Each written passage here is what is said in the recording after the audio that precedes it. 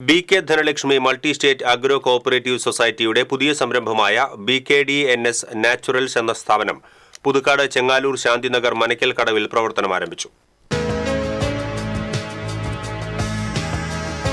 Puthukkad panchayat president K M. Baburaj ഉദ്ഘാടനം ചെയ്തു. Switch on കർമ്മം വ്യവസായ വകുപ്പ് ബ്ലോക്ക് ഓഫീസർ സെബി നിർവഹിച്ചു.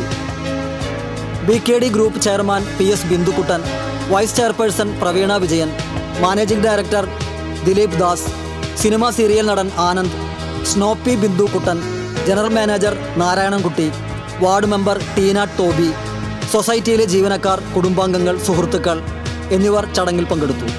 ബിസ്ലേറി വാട്ടർ, 49 തരം ജ്യൂസുകൾ എന്നിവയാണ് കമ്പനിയിൽ ഉൽപ്പാദിപ്പിക്കുന്നത്.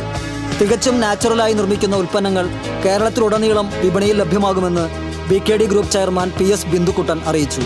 കൂടുതൽ വിവരങ്ങൾക്ക് 6282901402 എന്ന നമ്പറിൽ ബന്ധപ്പെടാവുന്നതാണ്.